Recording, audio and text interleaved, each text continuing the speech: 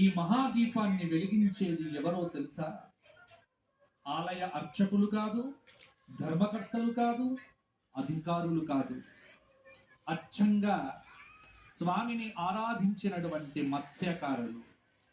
అరుణగిరిపై మహాదీపాన్ని వెలిగించే మహత్ భాగ్యం శతాబ్దాలుగా స్థానిక మత్స్యకార కుటుంబాలకే లభిస్తోంది. అందుకు చారిత్రక ఆధారాలైతే లభించవు, కానీ పర్వతరాజ వంశస్థులుగా మత్స్యకార కుటుంబాలు చెప్పుకుంటూ ఉంటాయి. పర్వతరాజు అంటే హిమవంతుడు, పార్వతీదేవి తండ్రి. అందుకే అరుణాచలేశ్వరుడిని తమ ఇంటి అల్లుడిగా భావిస్తారు.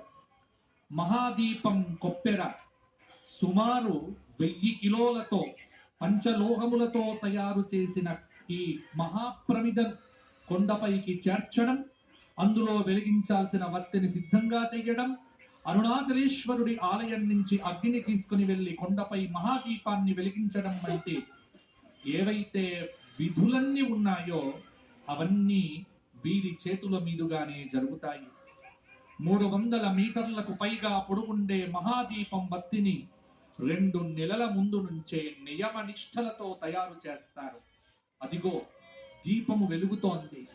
అరుణాచల దీపం మనకు దర్శనమిస్తోంది. ఒక మహా అగ్నిస్వరూపం భాసిల్లుతోంది.